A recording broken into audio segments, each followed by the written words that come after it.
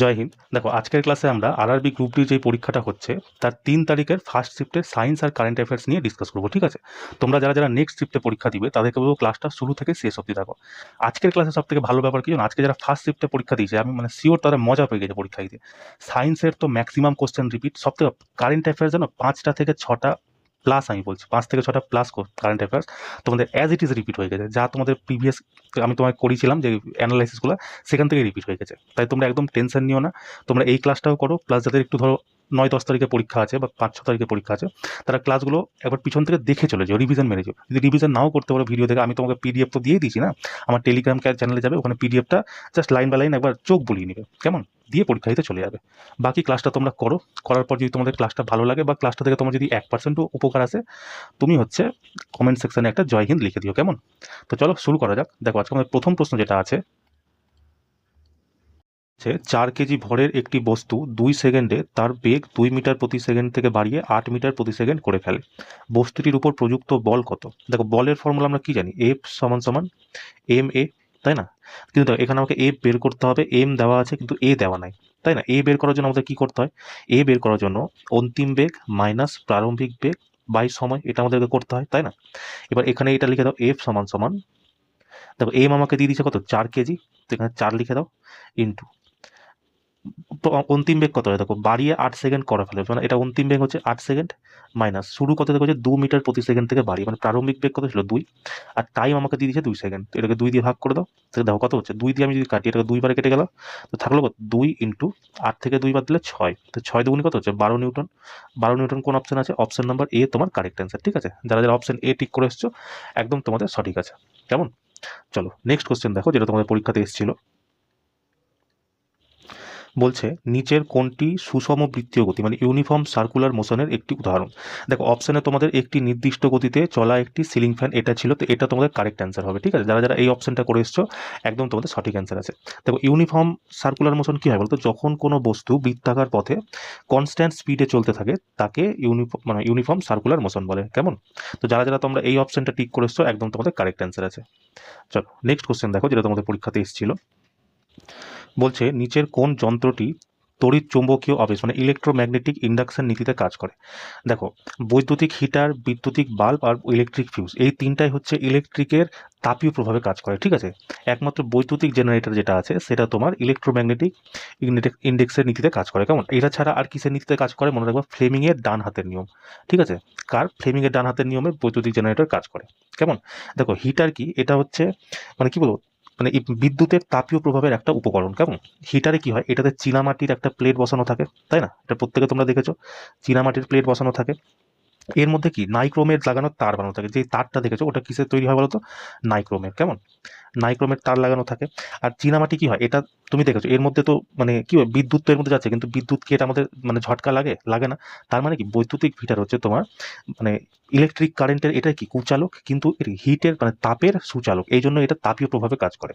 বৈদ্যুতিক বাল্ব অনেক সময় তোমাদের পরীক্ষাতে দিয়ে দেয় যে বৈদ্যুতিক বাল্বের চিহ্ন, কেমন? তোমরা মনে রাখবে এরকম দেখতে হয় বৈদ্যুতিক বাল্ব, এরকম দেখতে হয়। ঠিক আছে, বৈদ্যুতিক বাল্ব কি হয় বলতো, এটা না একটা তোমরা দেখবে ঘটির মতো দেখতে কি না? এবার কি হয়, এর ভিতরে যে ফিলামেন্ট লাগানো থাকে সেটা কি দিয়ে তৈরি হয় বলতো? সেটা তোমার টাঙ্গাস্টান দিয়ে তৈরি হয়, তাই না? টাঙ্গাস্টান দিয়ে তৈরি হয়, টাঙ্গাস্টান। ঠিক আছে, টাঙ্গাস্টান দিয়ে তৈরি হয়। কিন্তু আগে কি হতো, যে যখন টাঙ্গাস্টান লাগানো থাকতো না, এটা তো অত্যাধিক তাপ, কি না, অত্যাধিক তাপে ফিলামেন্ট কি হতো বলতো? অক্সীকৃত হয়ে জ্বলে যেত। তাই এটির ভিতরে আগে বায়ু শূন্য রাখা হতো, কিন্তু বায়ু শূন্য রাখা হলেও প্রবলেম। বায়ু শূন্য কি হয়, এখানে তাপের যে মানে সঞ্চারণ সেটা তো হওয়ার জন্য একটা মানে সংবহন মাধ্যম লাগে না, কিন্তু সংবহন হতে পারতো না, তার কারণে কি আবার জ্বলে গেল। কিন্তু পরে তখন এই সমস্যা থেকে মুক্তি পাওয়ার জন্য কি করলো বিজ্ঞানীরা, বাল্বের ভেতরে তোমার আর্গন আর হচ্ছে নাইট্রোজেন, এই দুটো গ্যাস ঢুকাতে লাগলো। ঠিক আছে, যার মধ্যে তোমার যদি জিজ্ঞেস করে যে আর্গন কত পার্সেন্ট থাকে, মনে রাখবে 85% তোমার আর্গন থাকে। ঠিক আছে, আর নাইট্রোজেন থাকে বাদ বাকিটা। তারপর কি, যখন এটা মানে এই গ্যাসগুলো দেওয়া হলো, তারপর থেকে বাল্ব এখন ঠিকঠাক চলে, সেখানে আর ফিলামেন্টও গলে যাচ্ছে না, সবকিছু হয়েছে। তাছাড়া এখন তো নতুন ধরনের বাল্ব চলে আসছে না, এলইডি।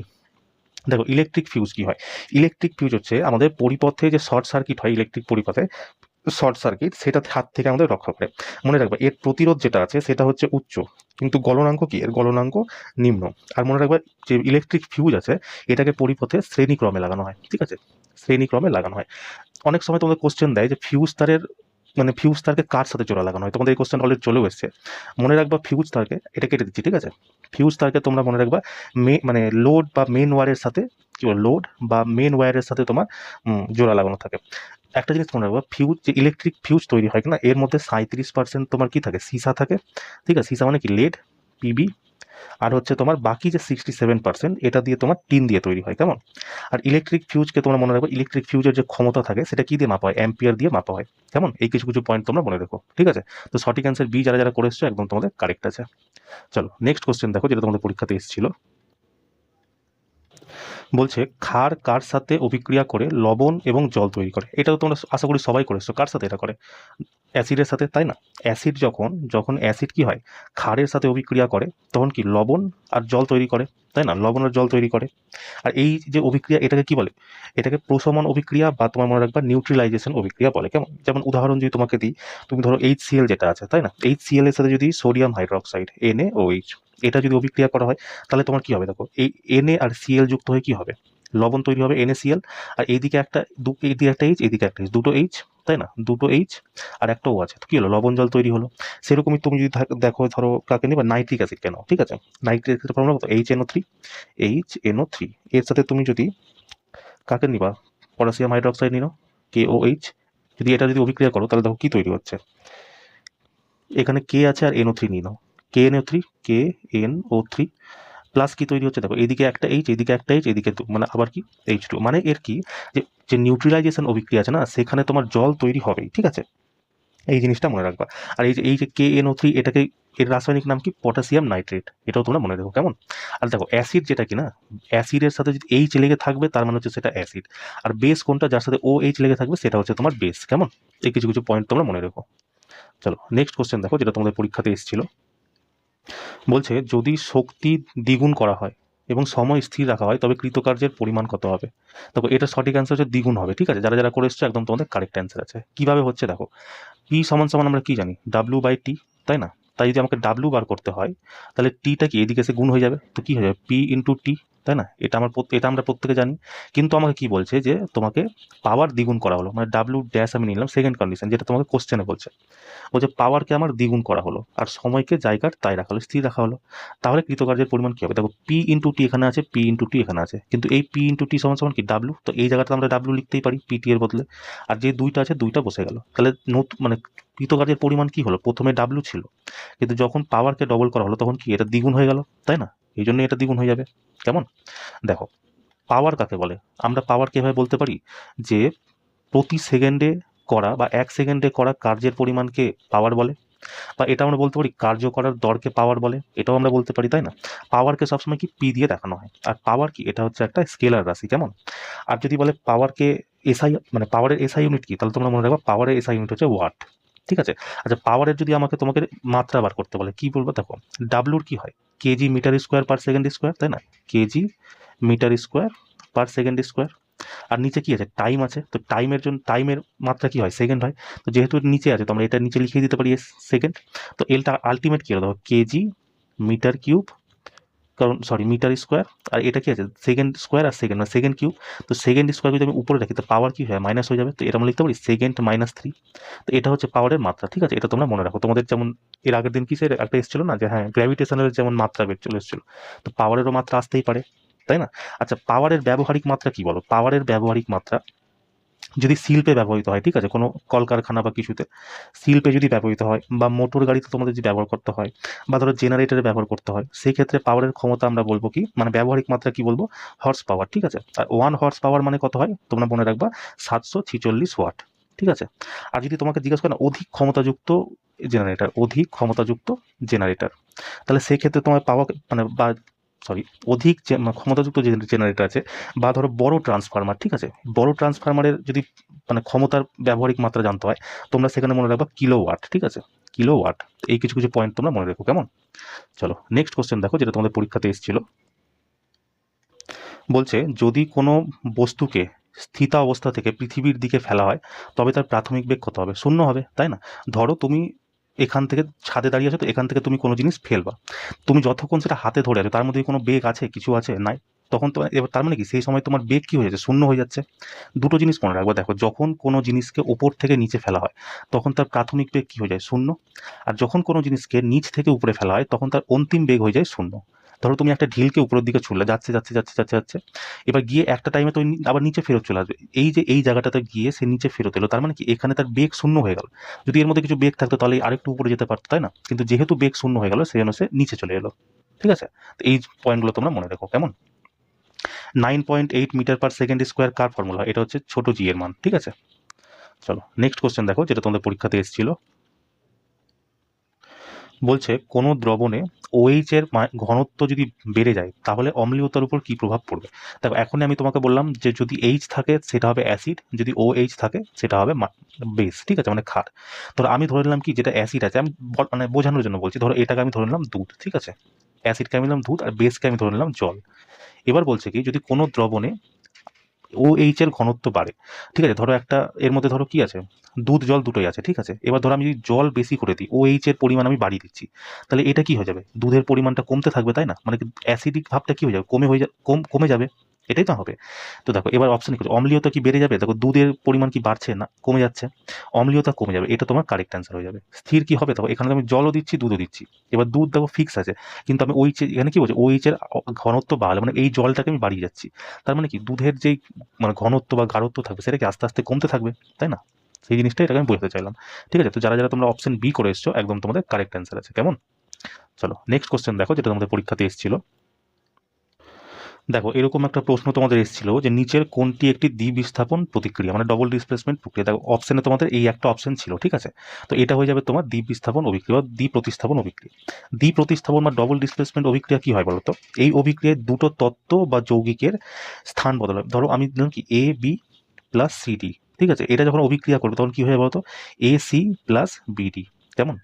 এই জিনিসটাই হবে। যেমন আমি ধরো এটা এটা এটা একটা অপশনে ছিল। ঠিক আছে, দেখো এটা দেখো Na2SO4 আছে, BaCl2 আছে। ঠিক আছে, এটাকে আমি A আর B যদি ধরি, দেখো A আর NaCl2 হয়ে গেছে, AC হয়ে গেছে, আর দেখো BaSO4 এটাও হয়ে গেছে, তাই না? আচ্ছা তুমি যদি এরকম ধরো, মানে এটা ছাড়া যদি তোমাকে আর কোনো নেক্সট পরীক্ষাতে দেয়, একটা দেয় কি তোমাদের AgCl। ঠিক আছে, AgCl plus sodium nitrate. Sodium nitrate কি হয়, NaNO3।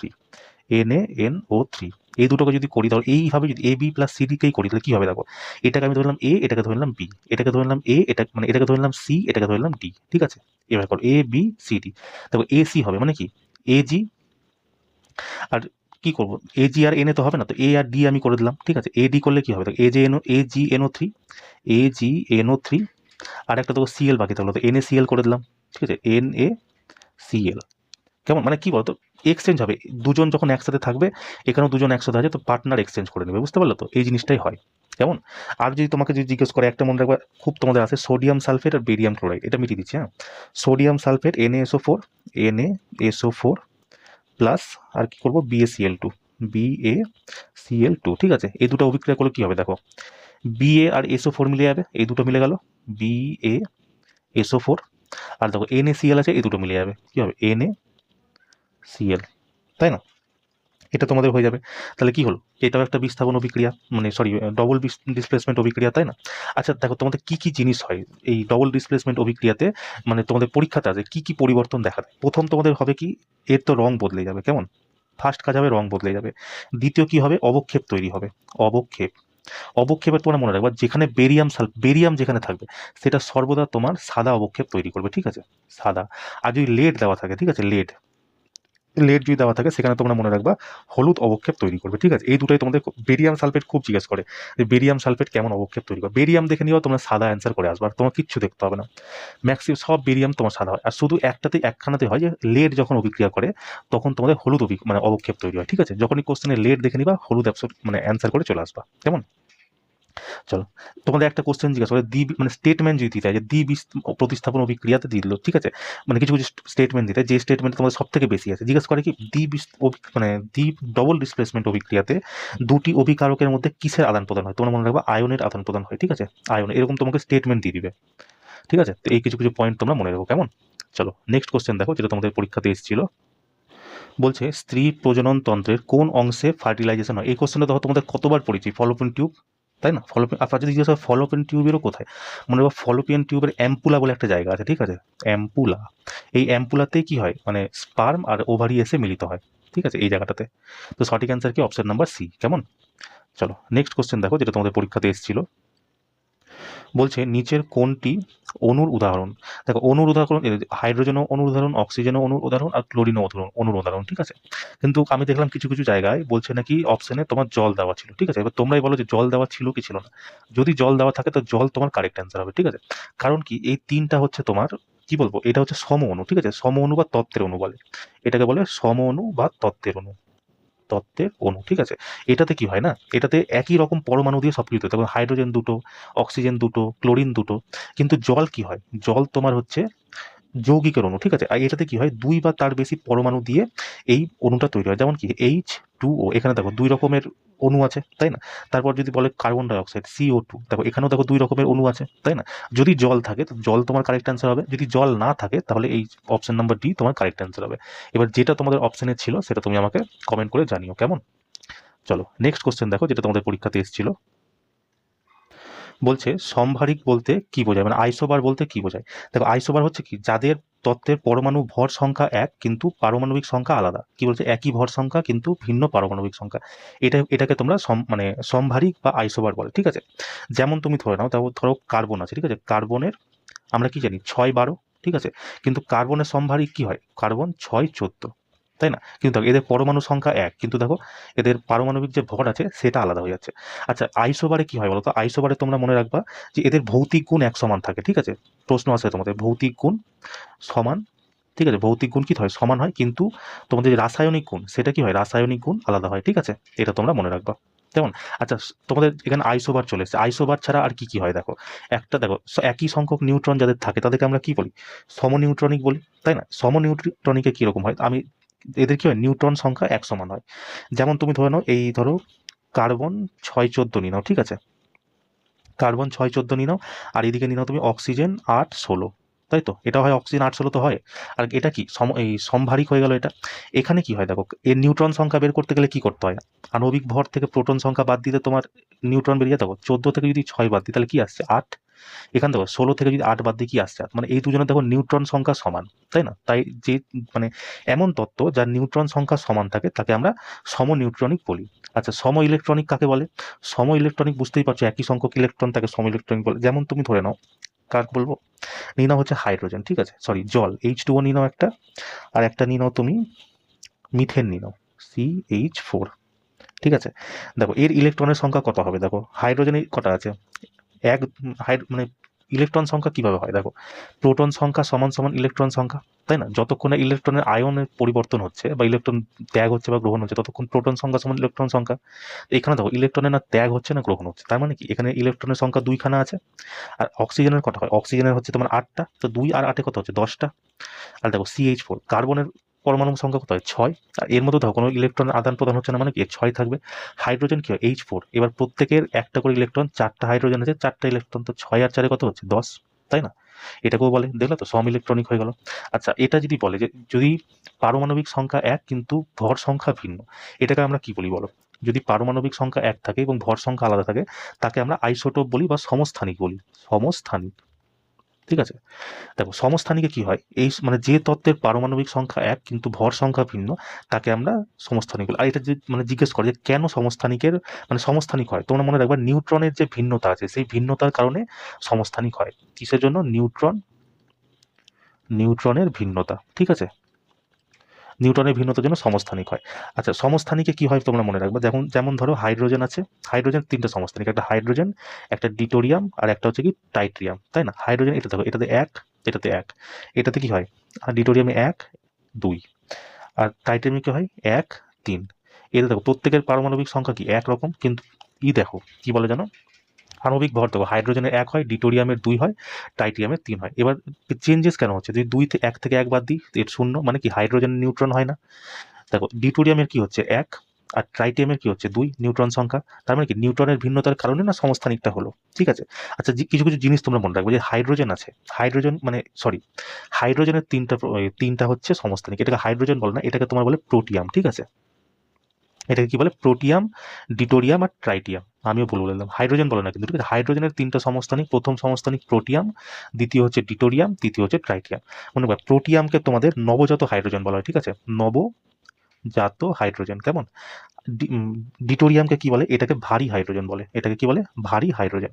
আর ট্রাইটিয়ামকে কি বলে, এটা হচ্ছে কি রেডিও সক্রিয় তত্ত্ব, 3টা হচ্ছে রেডিও রেডিও অ্যাক্টিভ এলিমেন্ট। এই কিছু কিছু পয়েন্ট তোমরা মনে রাখো, কেমন। চলো, তো সঠিক অ্যান্সার কি অপশন এ, যারা যারা করে এসছো একদম তোমাদের কারেক্ট অ্যান্সার আছে, তাই না। চলো নেক্সট কোশ্চেন দেখো, যেটা তোমাদের পরীক্ষাতে এসেছিল। বলছে যখন কোনো বস্তুকে উত্তল লেন্সের সামনে অসীমে রাখা হয় তখন প্রতিবিম্বের প্রকৃতি কেমন। এই কোশ্চেনটা তো কতবার তোমাদের রিপিট হয়েছে, তাই না। এই লাস্ট আমি যেদিন তোমাকে ম্যারাথন ক্লাস করেছিলাম মনে হয়, সেদিনও এই কোশ্চেনটা করেছিলাম। বা তুমি যদি আমার পুরোনো এই গ্রুপ ডির যে আমি অ্যানালাইসিস করেছি না সায়েন্সের, তুমি ওটা দেখে যেও, মানে পুরো যারা অ্যানালাইসিস দেখে যাবে না সায়েন্সের, তোমার কোনো কোশ্চেন মিস হবে না। 25টা কোশ্চেন হয়, তাও আমি রিস্ক নিচ্ছি, ধরো 1টা থেকে 2টা কোশ্চেন হয়তো তোমার একটু ছুটেও যেতে পারে, কিন্তু 22 থেকে 23টা কোশ্চেন আমি কনফার্ম করে আসবা, যারা শুধু অ্যানালাইসিসটা দেখে যাবা। মানে রিভিশন, মানে পড়তে তো তোমাকে হবেই না, যাদের তোমাদের নিজস্ব টিচারের নোট আছে সেটা তোমরা রিভিশন করবে। রিভিশনের পর যদি তোমার কোশ্চেন প্র্যাকটিস করতে হয়, সব থেকে বেস্ট বলবো তুমি আমার অ্যানালাইসিসটা দেখে যেও, তোমার কোনো কোশ্চেন ছুটবে না। তো এগুলো, কারণ এগুলো সব এখন পর্যন্ত আমি সায়েন্সের যেই 5-6টা 7-8টা কোশ্চেন করালাম, প্রত্যেকটা কোশ্চেন দেখবা তোমার এই অ্যানালাইসিস থেকেই এসছে, এর বাইরে কোনো কোশ্চেন নাই, তাই না। তো সঠিক অ্যান্সার কি হবে এটা, দেখো এটা সঠিক অ্যান্সার হচ্ছে বাস্তব এবং উল্টো প্রতিবিম্ব তৈরি করে, ঠিক আছে, এটা তোমরা মনে রাখবা। আচ্ছা, লেন্সের যদি তোমাকে জিজ্ঞেস করে যে কেমন প্রতিবিম্ব তৈরি হয়, তোমরা মনে রাখবা বড় তৈরি হয়, ঠিক আছে, ছোট তৈরি হয়, আর হচ্ছে সমান তৈরি হয়। এই কারণে লেন্সের যে বিবর্ধন ক্ষমতা আছে সেটা কি হয়, একের থেকে বড় হয়, একের থেকে ছোট হয়, আর একের থেকে সমানও হয়, কেমন। আচ্ছা, কোনো বস্তুকে যদি মানে পোল আর ফোকাসের মাঝখানে রাখা হয়, সেই সময় যে উত্তল লেন্সের যে প্রতিবিম্ব তৈরি হয়, সেটা মনে রাখবা, সেই ক্ষেত্রে তোমার কাল্পনিক প্রতিবিম্ব তৈরি হয়, ঠিক আছে, কাল্পনিক প্রতিবিম্ব তৈরি হয় প্লাস সোজা তৈরি হয়। আর বাকি সমস্ত ক্ষেত্রে তোমার বাস্তবিক আর উল্টো প্রতিবিম্ব তৈরি হয়, কেমন। শুধুমাত্র পোল আর ফোকাসের মাঝখানে যখন বস্তু থাকবে তখন তোমার কাল্পনিক আর সোজা প্রতিবিম্ব তৈরি হয়, বাকি যে কোনো তুমি কিছু বলে দিবে সেখানে তোমার বাস্তবিক আর হচ্ছে উল্টো প্রতিবিম্ব তৈরি হবে, কেমন। আর বাকি কোথায়, মানে কি বলবো জানো, কোথায় ছোট কোথায় বড় আছে সেটা তুমি ভিডিওটা দেখে নিও, তোমার কনসেপ্ট ক্লিয়ার হয়ে যাবে, কেমন। চলো নেক্সট কোশ্চেন দেখো, যেটা তোমাদের পরীক্ষাতে এসেছিল। দেখো এই কোশ্চেনটা এখনই আমি তোমাকে বললাম না যে নিচের কোনটি হাইড্রোজেনের আইসোটোপ নয়। প্রোটিয়াম, ডিউটোরিয়াম আর ট্রাইটিয়াম, এই 3টাই হচ্ছে হাইড্রোজেনের আইসোটোপ। প্রোটিয়াম কি হয়, এটাকে নবজাত হাইড্রোজেন বলা হয় কারণ এর নিউট্রন সংখ্যা কি হয়, 0 হয়। ডিউটোরিয়ামকে কি বলে, ভারী হাইড্রোজেন, এর নিউট্রনের সংখ্যা কত হয়, এর হচ্ছে 1, তাই না। আর ট্রাইটিয়ামের নিউট্রনের সংখ্যা কত হয়, এর হচ্ছে 2। আচ্ছা, ইরিডিয়াম কি বলতো, ইরিডিয়াম তোমার হচ্ছে প্ল্যাটিনাম গ্রুপের অংশ, ঠিক আছে, প্ল্যাটিনাম গ্রুপের অংশ। এর রাসায়নিক সংকেত কি, এটা হচ্ছে IR। আর এর যদি আমি তোমাকে জিজ্ঞেস করে যে কি বলে যেন ওটাকে, পারমাণবিক সংখ্যা মনে রাখবা 77, কেমন। তো এই কিছু কিছু পয়েন্ট তোমরা মনে রেখো। চলো নেক্সট কোশ্চেন দেখো, যেটা তোমাদের পরীক্ষাতে এসেছিল। বলছে নিচের কোনটি রক্তে অক্সিজেন পরিবহন করে। দেখো রক্তে অক্সিজেন পরিবহন করে আমাদের লোহিত রক্তকণিকা, তাই না, আরবিসি। যারা যারা করে এসছো একদম তোমাদের কারেক্ট অ্যান্সার আছে। দেখো এই কি করে, লোহিত রক্তকণিকা অক্সিজেন পরিবহনের জন্য হিমোগ্লোবিন নামের একটা পিগমেন্টের ব্যবহার করে। এই হিমোগ্লোবিনের কারণে কি হয়, রক্তের রং লাল হয়, তাই না। আরেকটা জিনিস মনে রাখবা যে আমাদের শরীরে মানে আরবিসি কি করে, আরবিসি ঠিক না, হেপারিন নামে একটা পিগমেন্ট পাওয়া যায়, ঠিক আছে। এটা হচ্ছে হিমোগ্লোবিন, একটা হচ্ছে হেপারিন। এই হেপারিন পিগমেন্ট কি করে, আমাদের শরীরের ভিতর যে রক্ত আছে না সেটাকে জমতে দেয় না, ঠিক আছে, জমে গেলেই তো প্রবলেম না, এর সাথে সেটা যে না জমে সেই জন্য হেপারিনের ব্যবহার করে। আচ্ছা, আরবিসির আরেকটা নাম কি বলতো, অ্যারিথ্রোসাইট, ঠিক আছে। আর আরবিসি আমাদের শরীরে কত থাকে, প্রায় 50 থেকে 55 লাখ। আর এটার মানে জীবনকাল কতদিন, তোমার মনে হয় 120 দিনের জীবনকাল হয়। আচ্ছা, আরবিসি তোমার কি বলে ওটাকে, মানে এর নির্মাণ কোথায় হয়, মনে রাখবো যখন ভ্রূণ অবস্থায় থাকে, মানে বাচ্চা যখন মায়ের পেটে থাকে তখন এর নির্মাণ হয় লিভারে। আর জন্মের পর, ঠিক আছে, আফটার বার্থ এটা কি হয়, এর বোন ম্যারো থেকে আরবিসির নির্মাণ শুরু হয়, বোন ম্যারো। এবার ধরো কোনো কোনো সময় আমাদের শরীরে আরবিসির নির্মাণ হতে পারছে না, কোনো কারণবশত হতে পারছে না, তখন কি হয়, একটা রোগ হয় যেটাকে আমরা অ্যানিমিয়া রোগ বলি, ঠিক আছে, অ্যানিমিয়া। এই কিছু কিছু পয়েন্ট তোমরা মনে রেখো, কেমন। তারপরে দেখো শ্বেত রক্তকণিকা, ডাব্লিউবিসি। ডাব্লিউবিসি কি হয়, এটা সর্বপ্রথম মনে রাখো, এটা রংহীন হয়। কেন রংহীন হয়, কারণ এর মধ্যে হিমোগ্লোবিন পাওয়া যায় না, ঠিক আছে, হিমোগ্লোবিন না পাওয়ার জন্য কি হয়, রংহীন হয়। আর কি হয়, এই হচ্ছে ডাব্লিউবিসি হচ্ছে আমাদের শরীরে অ্যান্টিবডি নির্মাণ করে। অ্যান্টিবডি কি করে, আমাদের শরীরে রোগ প্রতিরোধ ক্ষমতাকে বাঁচিয়ে রাখে, তাই না। আচ্ছা, ডাব্লিউবিসির জীবনকাল কতদিন জানো, এটা হচ্ছে যদি নতুন হয় তাহলে হচ্ছে 10 থেকে 12 দিন, আর যদি পুরনো হয়ে যায় তাহলে মনে রাখবো 2 থেকে 4 দিন। আর এটার কি বলে জানো, ওই কি অনুপাত যদি তোমাকে জিজ্ঞেস করে না, যদি ধরো তোমাকে জিজ্ঞেস করলো ডাব্লিউবিসি আর আরবিসির অনুপাত, একবার তোমাকে 2018-তেই মানে এএলপিতে জিজ্ঞেস করেছিল দুটার রেশিও কত। তো মনে রাখবা ডাব্লিউবিসি মনে রাখবা 1:, মানে আরবিসি হচ্ছে 600। ঠিক আছে, এই পয়েন্টটা তোমরা মনে রাখো। এখান এই 2018-তে এই প্রশ্নটা এসেছিল। আচ্ছা, ডাব্লিউবিসি তো আমাদের কি বলবো, অ্যান্টিবডি তৈরি করে। ডাব্লিউবিসি টোটাল 5 রকমের হয়, ঠিক আছে। একটা হচ্ছে কি মনোসাইট, একটা হচ্ছে কি লিম্ফোসাইট, একটা হচ্ছে কি নিউট্রোনোফিল, একটা হচ্ছে কি বেসোফিল, একটা হচ্ছে ইউসিনোফিল।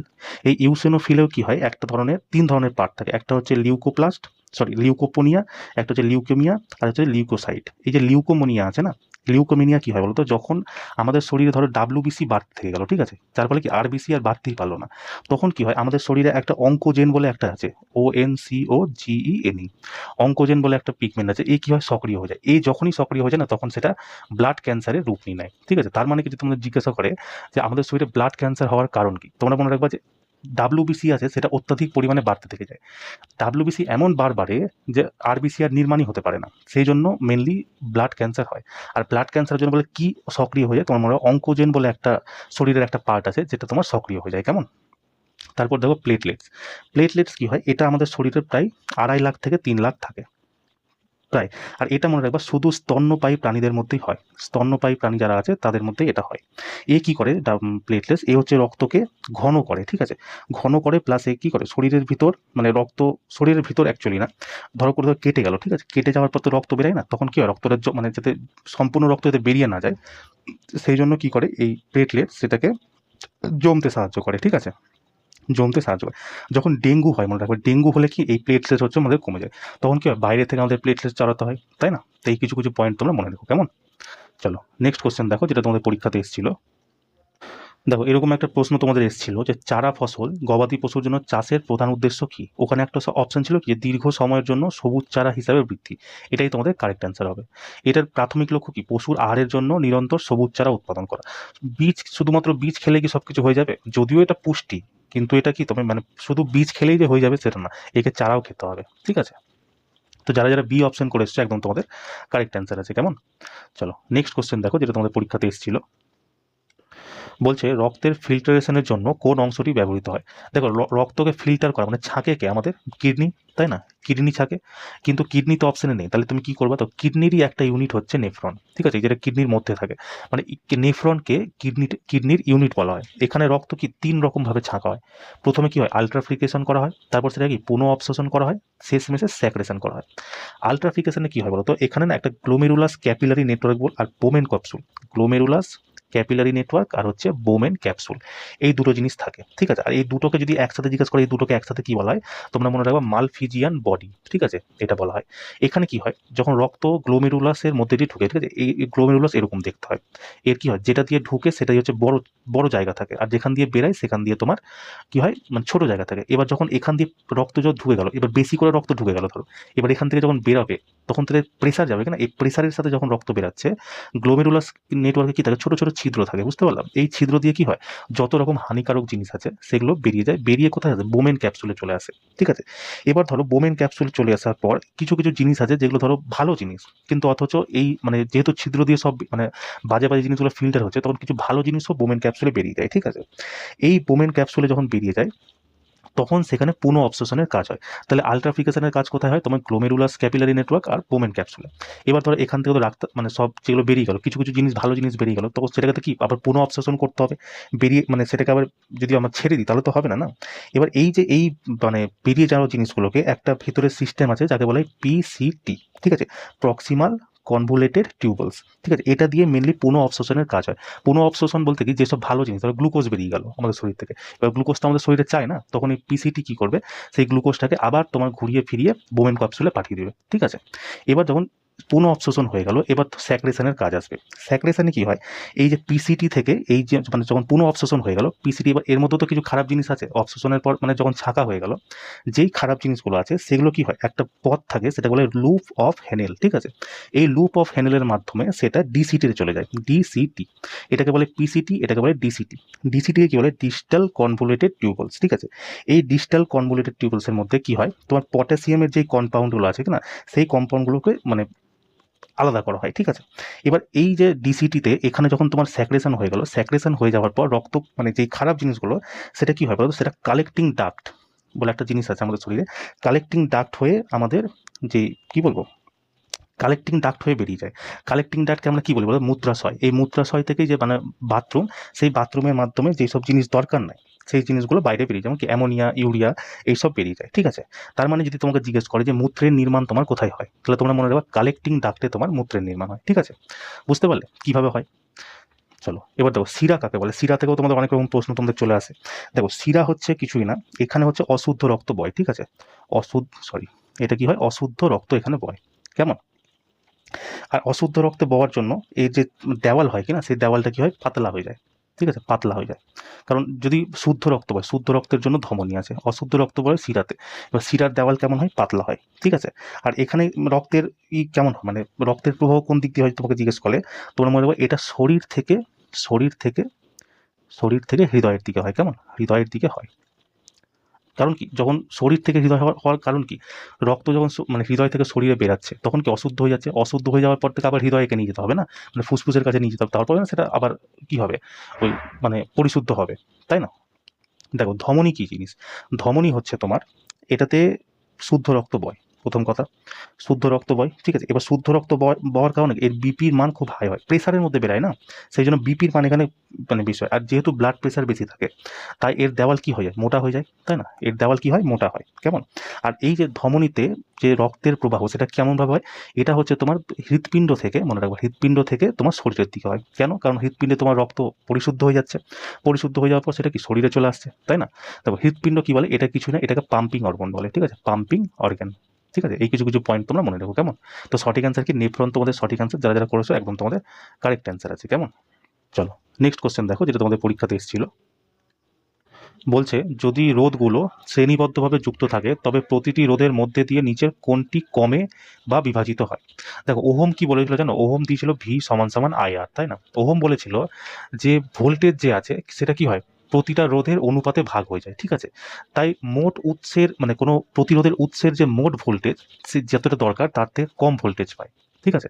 এটা হচ্ছে ওহমবাবু বলে গেছিল। তো এটা সঠিক অ্যান্সার কি হবে, ভোল্টেজ। যারা যারা তোমরা ভোল্টেজ করে এসছো একদম তোমাদের কারেক্ট অ্যান্সার আছে, কেমন। চলো নেক্সট কোশ্চেন দেখো, যেটা তোমাদের পরীক্ষাতে এসেছিল।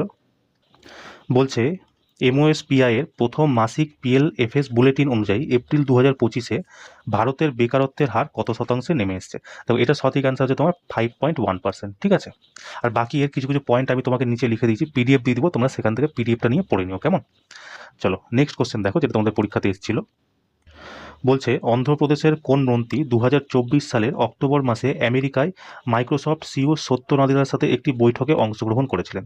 তো এটা সঠিক অ্যান্সার হচ্ছে নারা লোকেশ, ঠিক আছে। এটা কবে হয়েছিল, 29 অক্টোবর 2024-এর ওয়াশিংটনের রেড মন্টে অবস্থিত মাইক্রোসফট দপ্তরে হয়েছিল।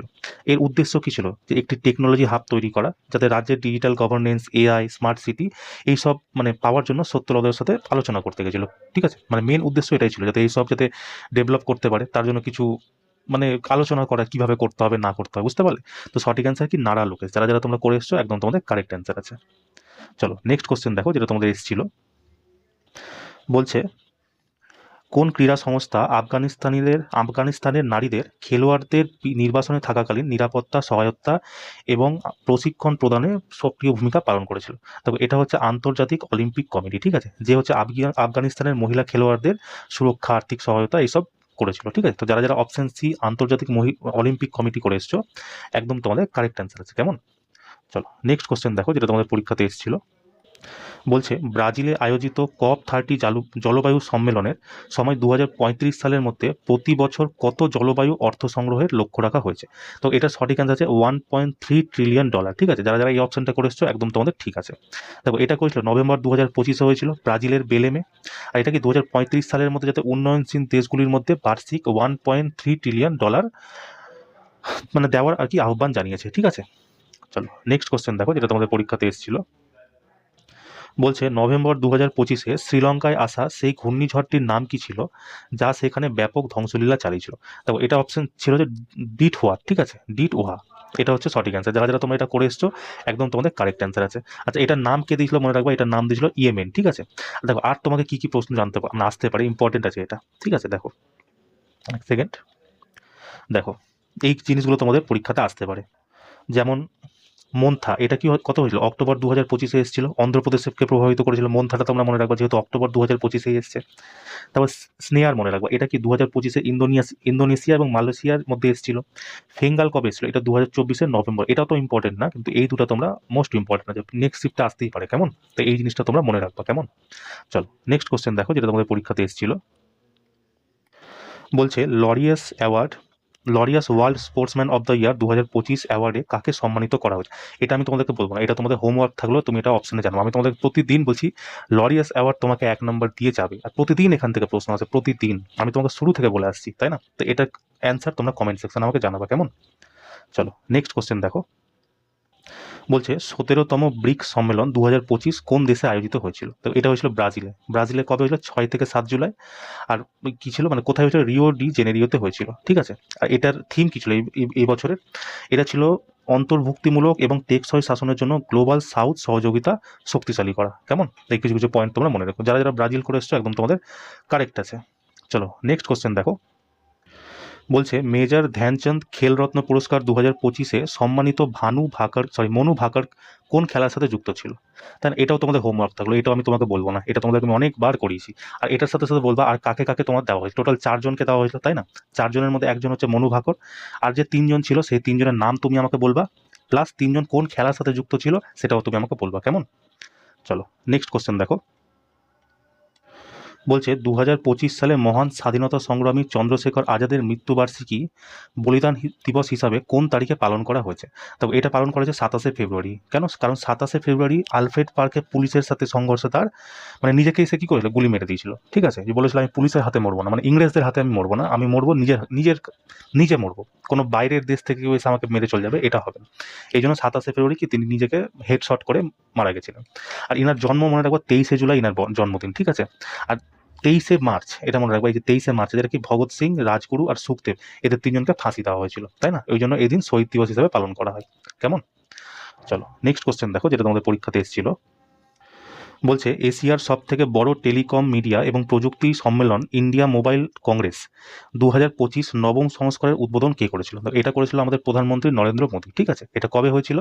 14 থেকে 17 অক্টোবর দিল্লির প্রগতি ময়দানে এটা অনুষ্ঠিত হয়েছিল। আর এই বছরের থিম কি ছিল? Future is now. আর সব থেকে বড় ব্যাপার, এটা হচ্ছে রিপিটের একটা প্রশ্ন। রিসেন্ট আমি তোমাকে এই কোশ্চেনটা করেছি যখন করাচ্ছিলাম, সম্ভবত পুরোনো দিনে যে করাচ্ছিলাম না, যখন ডিসেম্বরের ফার্স্ট ফেজের করাচ্ছিলাম, তখন আমি তোমাকে বলেছিলাম যে এই কোশ্চেনটা তুমি যারা মানে ক্লাসগুলো দেখোনি, দেখবা, ওখানে এই কোশ্চেনটা আমি করেছিলাম, তাই না? চলো নেক্সট কোশ্চেন দেখো, যেটা তোমাদের এসেছিল। বলছে ভারতের এমএসএমই নীতি এবং পরিকল্পনাগুলি বাস্তবায়নের জন্য প্রধানত কাকে দায়ী করা হয়? দেখো এটা হচ্ছে উন্নয়ন কমিশনার কার্যালয়, ঠিক আছে। এটা কি হয়? মানে ক্ষুদ্র ছোট মাঝারি উদ্যোগ মন্ত্রক আছে, এর জন্য তাই এমএসএমই, ঠিক আছে। এম মানে হচ্ছে কি? মিনিস্ট্রি অফ মাইক্রো, এস দিয়ে হচ্ছে স্মল, এম দিয়ে হচ্ছে মিডিয়াম, ই দিয়ে হচ্ছে এন্টারপ্রাইজ, কেমন? এটা তোমরা মনে রাখো। তো অপশন নম্বর বি যারা যারা করে এসছো একদম তোমাদের কারেক্ট অ্যান্সার আছে। চলো নেক্সট কোশ্চেন দেখো। বলছে কসপার এবং ইসরো দ্বারা প্রদত্ত মর্যাদাপূর্ণ বিক্রম সারাভাই মেডেল 2024 কাকে দেওয়া হয়েছিল? অনিল ভারদ্বাজ। এটা হচ্ছে একটা রিপিটেড প্রশ্ন, তোমরা যখন পুরোনো ক্লাস করে থাকো এই কোশ্চেনটা তোমরা পেয়ে হবা, একদম শিওর বলে দিচ্ছি, কারণ আমার মনে আছে এই কোশ্চেনটা আমি তোমাকে মানে যখন অ্যানালাইসিস করাচ্ছিলাম তখন এই কোশ্চেন করেছিলাম। আজকে দেখলাম 4টা না 5টা কোশ্চেন একদম সেম রিপিট হয়েছে। এইটা লরিয়াস অ্যাওয়ার্ড, মেজর ধ্যানচাঁদ, তারপর ওই যে প্রধানমন্ত্রী নরেন্দ্র মোদী যেটা উদ্বোধন করেছিল সেটা, 4টা কোশ্চেন এখন পর্যন্ত রিপিট দেখে নিলাম ফার্স্ট শিফটে, তাই না? চলো নেক্সট কোশ্চেন দেখো। বলছে রাজস্থানের কোন শহরকে রাজ্যের প্রথম নম জৈব বৈচিত্র্য পার্ক নমমঠ বলে স্থাপন করা হয়েছে? দেখো এটা হচ্ছে আলওয়ার। এটা কে উদ্বোধন করেছে? মনে হয় বনমন্ত্রী ভূপেন্দ্র যাদব এই উদ্বোধন করেছিল। আর এটা কবে উদ্বোধন করা হয়েছে? মনে হয় 5ই অক্টোবর 2025, কেমন? এই কিছু কিছু পয়েন্ট তোমরা মনে রেখো। সঠিক অ্যান্সার সি যারা যারা করে এসছো একদম তোমাদের কারেক্ট অ্যান্সার আছে। চলো নেক্সট কোশ্চেন দেখো। বলছে গুজরাটি ভাষায় সাহিত্য একাডেমি বাল সাহিত্য পুরস্কার 2025 কাকে দেওয়া হয়েছে? দেখো এটা দেওয়া হয়েছে কীর্তিদা ব্রহ্মভাটকে, ঠিক আছে। ইনি যে বইটা লিখেছিলেন সেই বইটার নাম হচ্ছে ত্রিবক। আর এই বইটার তোমার হিন্দি ট্রান্সলেটও বেরিয়েছে আর ইংলিশ ট্রান্সলেটও বেরিয়েছে। তোমাকে আজকে গুজরাটি ভাষায় দিয়েছে, কালকে তোমাকে হিন্দি ট্রান্সলেট দিতেই পারে, তাই না? তাই তোমরা এই জিনিসটা মনে রাখবা। দেখো হিন্দি ভাষায় যে করেছিল সেটা কে ছিল? সুশীল শুক্লা, তাই না? সুশীল শুক্লা কি বললো? 1/12 মানে 1/12 অংশ। এটা কি ছোট গল্প হিসাবে এটা করেছে, কিন্তু এটা অ্যাকচুয়ালি গুজরাটি ভাষায় কি ছিল, কবিতা ছিল। এই কি ছোট গল্প হিসাবে এটাকে ট্রান্সলেট করেছে। ইংরেজিতে কে করেছে, নিতিন কুশালাপ্পা, ঠিক আছে। এটা কি করেছে, দক্ষিণ ভারতীয় মিথ এবং রূপকথার পুনর্লিখন হিসেবে গল্পটাকে ছোট গল্প আকারে প্রকাশ করেছে। কেমন? তো এই জিনিসটা তোমরা মনে রেখো। তো এই দুটো তোমাদের আজকে এসছে। তো আমার মনে হচ্ছে এই মানে হিন্দি ভার্সন আর ইংলিশ ভার্সনের তোমাকে এই জিজ্ঞাসা করবে। আর যদিও হিন্দি ভার্সন তোমাকে অনেক আগে একবার জিজ্ঞেস করে নিয়েছিল। চলো নেক্সট কোশ্চেন দেখো। বলছে মহান বিপ্লবী চন্দ্রশেখর আজাদের 119তম জয়ন্তী 2025 সালের কোন তারিখে পালন? দেখো চন্দ্রশেখর আজাদ থেকে দুটোই, আজকে মৃত্যুদিনও দিয়ে দিয়েছে আর জন্মদিন দুটোই দিয়েছে। কবে? এখন কি বললাম, 23শে জুলাই, তাই না? 1906 সালে জন্ম নিয়েছিল। দেখলে তো একই চিন্তায়, মানে এনার মৃত্যুদিনও জানতে চেয়েছে, এনার জন্মদিনও জানতে চেয়েছে। দেখতে পাচ্ছ কেমন ধরনের প্রশ্ন করছে। চলো আজকে লাস্ট কোশ্চেন দেখো যেটা আমাদের আছে। বলছে অর্থবর্ষ 2025-26 কেন্দ্রীয় বাজেটে খেলো ইন্ডিয়া প্রকল্পের জন্য মোট কত টাকা বরাদ্দ করা হয়েছে? তো এটা টোটাল 1000 কোটি টাকা বরাদ্দ। এটাও একটা রিপিটেড প্রশ্ন। আজকে দেখো তো প্রায় আমি এখন পর্যন্ত যতটা কোশ্চেন করালাম 5 থেকে 6টা কোশ্চেন তোমার as it is current affairs repeat হয়েছে পুরোনো দিন থেকে। তোমার যদি বিশ্বাস না হয়, আমি যে তোমাকে কারেন্ট অ্যাফেয়ার্সের ক্লাসগুলো করেছি, অ্যানালাইসিসগুলো করেছি, নিজে থেকে তো আমি করাইনি। যে কোশ্চেন এসেছে সেটাই আমি তোমাকে করেছি। মানে আমার এতে আমি ক্রেডিট নিচ্ছি না যে হ্যাঁ আমি তোমাকে যেগুলো করেছি সেগুলোই আসছে, একদমই না। আমি তোমাকে এটা বলতে চাইছি তোমাদের প্রশ্নবাবু রিপিট হচ্ছে, ঠিক আছে। তোমরা যদি পিছনের ক্লাস করে যাও কি না, তোমাদের অনেক কোশ্চেন রিপিট পেয়ে যাবে না। আজকে দেখো থার্ড শিফটে যারা মানে 3 তারিখের ফার্স্ট শিফটে যারা পরীক্ষা দিয়েছে 5 থেকে 6টা কোশ্চেন তাদের একদম নর্মাল রিপিট হয়েছে। আর এই যে যেমন ইসেরটা ছিল, কি নাম জানো, ইনার যে ছিল না, যে জন্মদিন আর মৃত্যুদিন দিয়েছে, ওটা যদি কেউ জেনে থাকতো, মানে যারা ধরো নর্মালি ইতিহাস পড়েছে, তার মানে কি তারা আজকে 8টা কোশ্চেন তো মিনিমাম তারা মানে অ্যান্সার করে আসতে পারতো, তাই না? তাই বলছি তোমরা একদম টেনশন নিও না। তোমাদের আমি যেগুলো মানে ক্লাসগুলো করিয়েছি সেই ক্লাসগুলো অ্যানালাইসিসগুলো খুব ভালো করে দেখে যাও। যারা দেখে গেছো তাদের তো টেনশন নেওয়ার কিছুই নাই। আমি বলো তো তুমি 20-20 পাওয়ার গ্যারেন্টি আমি তোমার কোনোদিন দেবো না। হ্যাঁ এই 5-6টা কোশ্চেন তুমি ধরো রিপিট পাবা, যে তোমরা করে নিবে। আর যদি 2-3টা কোশ্চেন না খুব সহজ সহজ কোশ্চেন, যেমন কালকে যেমন ফার্স্ট শিফটের দেবো, কালকে কিন্তু কোশ্চেন সেরকম রিপিট হয়নি, কিন্তু 4-5টা কোশ্চেন তোমাকে এমন দিয়েছিল যেগুলো সহজ। যেমন প্রধান ওই যে সব থেকে উঁচু ব্রিজ কে তৈরি করেছে, একদিনের 175 রান কে তৈরি মানে করেছিল, এইসব জিনিস মানে ছোট ছোট কোশ্চেন যেগুলো চর্চাতে থাকে সেই জিনিসগুলো তোমাদের জিজ্ঞেস করেছিল, মানে এরকম। তার মানে কি তোমার টেনশনের কিছু নেই, বুঝলো? অনেক কিছু হবে না হবে। আর মেইন ফোকাস আমি তোমাকে বলেছি ম্যাথ, রিজনিং আর সায়েন্স, এই তিনটাতে ফোকাস করো। এখান থেকে তুমি ধরো 70 থেকে, আমি ধরলাম 70 থেকে যদি 75 নাম্বার মিনিমাম আনতে পারো, আর এখান থেকে আমি ধরি 5টাও যদি মিনিমাম তুমি করতে পারো, তোমার 80 নাম্বার এমনিই হয়ে যাচ্ছে। এবার বলো তোমাকে 80 নাম্বার পাওয়ার তোমার কে বাদ দিবে? তারপরে এরপর নর্মালাইজ হওয়া বাকি আছে এখনো, তাই না? সেই জন্য তোমার চাপ নিও না, বিন্দাসভাবে পরীক্ষা দিতে যাও, কেমন?